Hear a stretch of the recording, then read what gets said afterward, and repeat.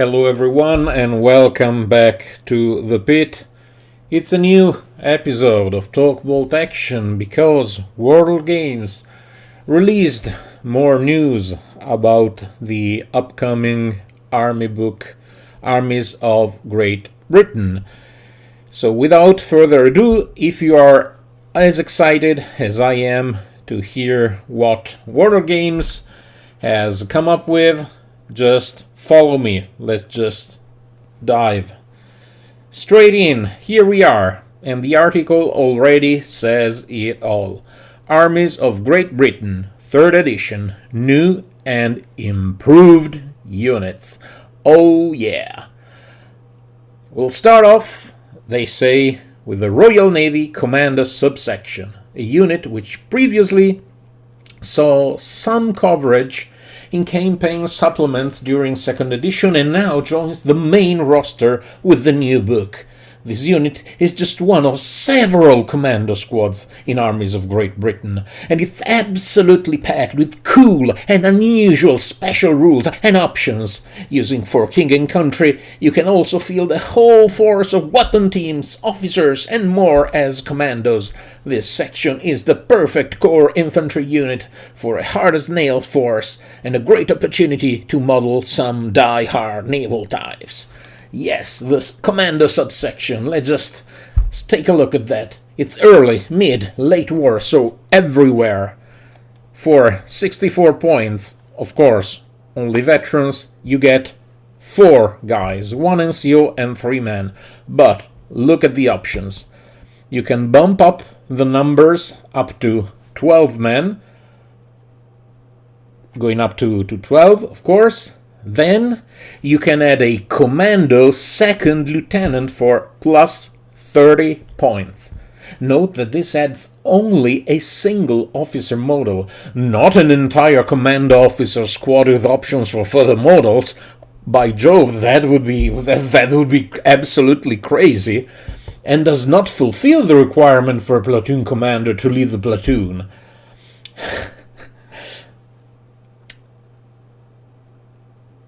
Let's keep reading. Any man may replace their rifle with a submachine gun for plus 3 points each, because remember, commandos get submachine guns for plus 3 points rather than plus 4 points. Up to 2 men may replace their rifle with a light machine gun for plus 15 points each. Of course, another man becomes the loader. These light machine guns can be upgraded to Vickers K guns for a further plus 5 points. What does this mean? They basically get another shot like the German light machine guns. Plus, you have the options to take anti-tank grenades for plus 2 points per model, as usual. And you can have them mounted on bicycles for 1 additional point per model. Let's look at the special rules. So, what does the Commando 2nd Lieutenant mean? It represents a 1st or 2nd Lieutenant who leads his men directly. This is an officer model that follows the rules of a platoon commander, except that his morale bonus is just plus 1. And his human snap to action only affects 1 other unit instead of 2. The unit does not suffer from the effects of losing its NCO if the officer is still alive. Plus tank hunters, bicycle, tough fighters, anyway, and behind enemy lines. When outflanking, the unit ignores the -1 modifier for entering the table. Plus, they are also independent. If a commander subsection loses its NCO, you get to roll a die on a roll of 3 or more. Basically, the loss of the NCO is ignored. On a result of 1 or 2, the subsection is treated as having lost its NCO. Needless to say, if there's a 2nd lieutenant and the lieutenant is alive, even should the NCO be killed, the squad does does not count as having lost it. Now, of course, that is simply not possible, because if there's a second lieutenant and you get shot by a sniper, of course the sniper will get the second lieutenant and not the NCO, and the NCO gets killed only in the second successful shot. I'm really, guys and girls, I honestly am at a loss for words. Really, what am I supposed to say? Am I supposed to say if this unit sounds like a good unit? The answer is simple. Yes, it looks like a good unit to have. And I am pretty scared by the fact that they even say that this is just one of several commando squads in Armies of Great Britain.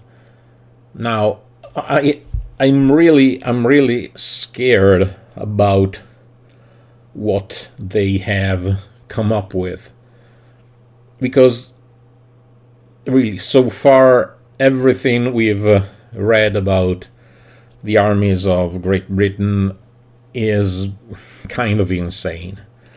Now, again, I really would like to be excited. I mean, there are new toys to play with, new cool units. But if you're not new to the channel, you already kind of know where I'm going.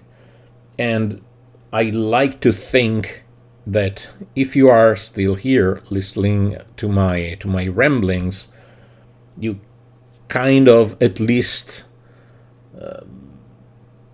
see where I'm going. You kind of share at least partially my thoughts. And my thoughts are really that this proliferation of special rules not only was not needed, but it just makes the game worse, in my very and absolutely humble opinion. I say this every video, so I'll really be super brief. Again, it's always veterans, always veterans all the time. I'm bored with veterans. I can't stand veterans. I will keep using my regular troopers, because that's how I like it. Let's move on. Another unit that they fiddled with. Next, we've got a unit that's been around forever, but with the changes to its composition, it's a whole new beast compared to previous incarnations. The Airborne section has been a stalwart of British forces since Bolt Action First Edition, and of course it's back for the new edition, now with some pretty chunky changes. As the core of the airborne part of For King and Country, naturally these are stubborn veterans, ready to jump into combat at a moment's notice, but now they've got the option to bring a light mortar with them, alongside plenty of SMGs, enabling them to lay down plenty of firepower at all ranges. One section per platoon is also able to be designated as the Elite Pathfinders, helping the rest of your airborne get into the table from reserve. So here's the airborne section. 70 points. Get you 5 men. You can add up to 5 more for a total of 12 paratroopers, 10 Red Devils.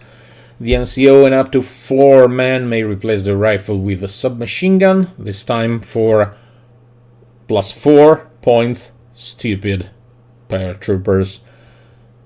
Then you can add 1 light machine gun and 1 light mortar. One unit can be upgraded to Pathfinders for a further +1 point per model. Plus, you have the usual well bikes option of +1 point per model and anti-tank grenades for +2 points per model. Special rules: tank hunters if you take the anti-tank grenades, which I think nobody does unless, you know, you're just playing for fun or something like that. Of course, they're stubborn, as all paratroopers are, so this is definitely, this is not the problem. And LZ signals, if you take the Pathfinders, the Pathfinders may always start on the table within the owning player's deployment area, so they are pseudo infiltrators. If you deploy at least one unit of Pathfinders on the table before the first turn starts, i.e. the Pathfinders are not in the first wave or in reserve, then any friendly paratrooper and glider units in reserve may re-roll failed order tests to come onto the table.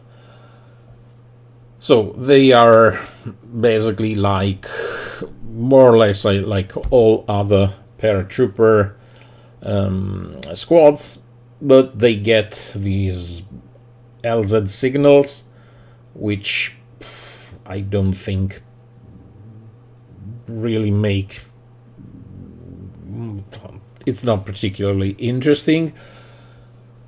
The light mortar can be bothersome, but probably with the airborne you most of the time will want to run and or assault, so probably you're not too likely to use the light mortar. Well, then again, this is not the airborne are not the problem in my opinion. Then we get more nonsense, because British players, poor British players, I mean, I also am a British player, I have a British army, and I all but excited about all this news, and I don't think I am buying any more models.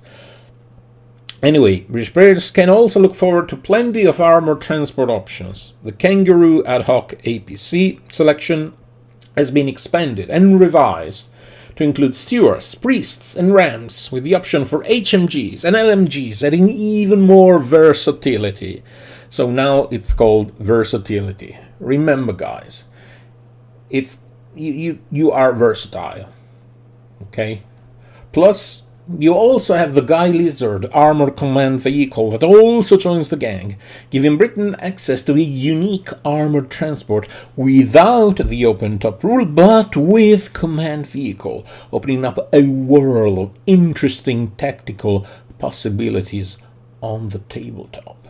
So you are versatile and you are interestingly tactically possible. Stewart Kangaroo, you can bring up to 4 men in what is a sort of a brain carrier, more or less, but you can add a pintle-mounted HMG, just because. It's all late war though, so it's just that. Yeah, the Priest Kangaroo, damage value of 8, you can bring 11 men, and then you have the usual LMG plus HMG combo, and the Sherman and Ram Kangaroo with the chassis of a medium tank, so a 9+, with the usual LMG and HMG. So again, it's pretty funny that you get a 9+ damage value transport for 11 men. And last but not least, but only in early and mid-war, we have this beauty that is a 65 points for regular, a damage value 7+ armored carrier that carries up to 10 men,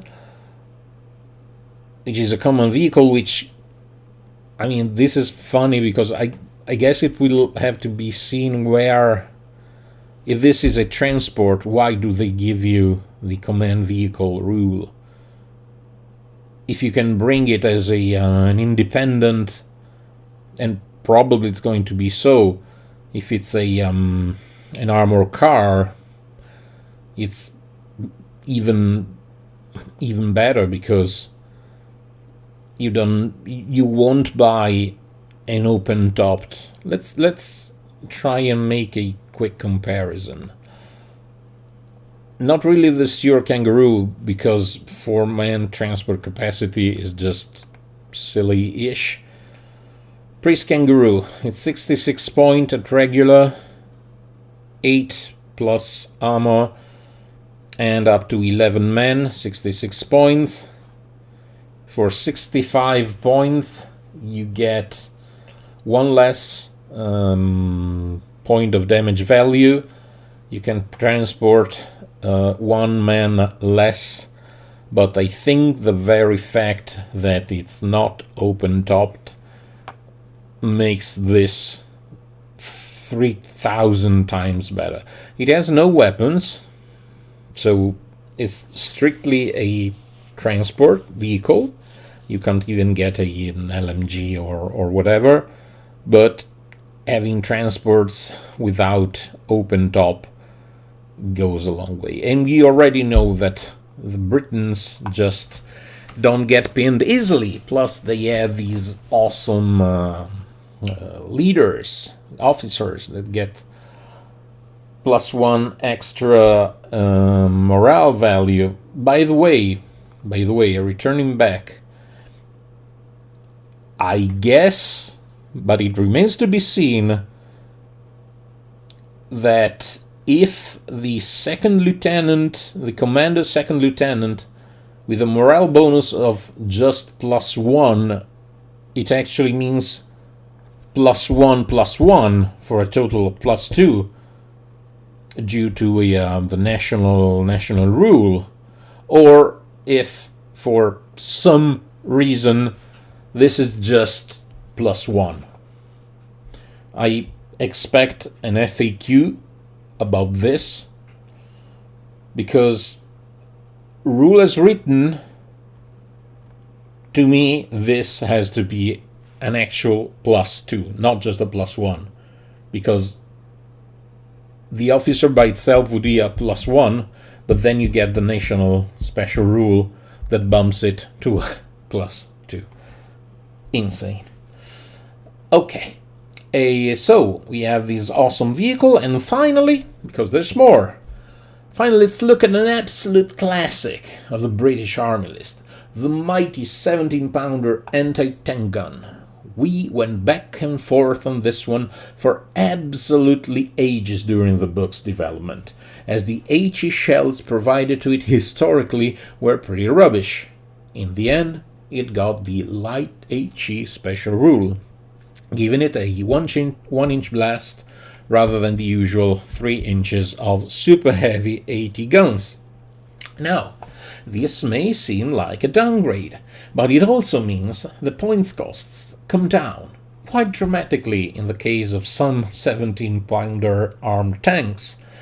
This gives British players access to the cheapest super heavy guns in the game. Yay, British! Rule Britannia! And with the prevalence of tanks in 3rd edition, oh weird, really? Are you really telling me that 3rd edition is all about vehicles? Who would have guessed? It's a serious asset to have on the table. They might not be infantry killers, but enemy armor needs to be very careful indeed, and we are provided with a datasheet of the cruiser tank Comet, that for 258 points at regular brings you 1 turret-mounted super heavy anti-tank gun with coaxial MMG and 1 forward-facing hull-mounted MMG on a medium tank 9+ armor chassis with reinforced front armor, like the Panther tank, basically. Now, I don't remember off the top of my head the points cost of a Panther tank. It would be interesting to take a look. And there's this light HE. Actually, having a crappy HE sucks, definitely. But the super heavy anti-tank gun is cool. Oh, guys, so this is all about the updates. Now, what should I say? I am very happy with the direction that Warlord Games is going with 3rd edition and its Armies of XXX series, because it definitely shows new and tactically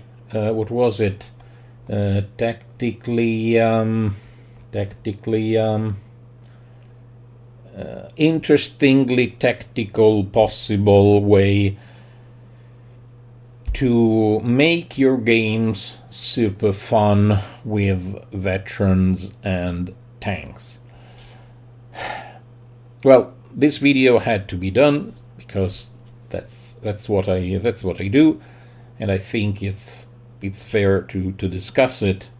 And I really, at this point, I'm honestly curious to see what else they have thought and what else will be in the Armies of Great Britain book, because it's going to be glorious. Now, I have no idea, honestly, of the numbers, of the distribution of players by nationality, or about the sales, if you wish.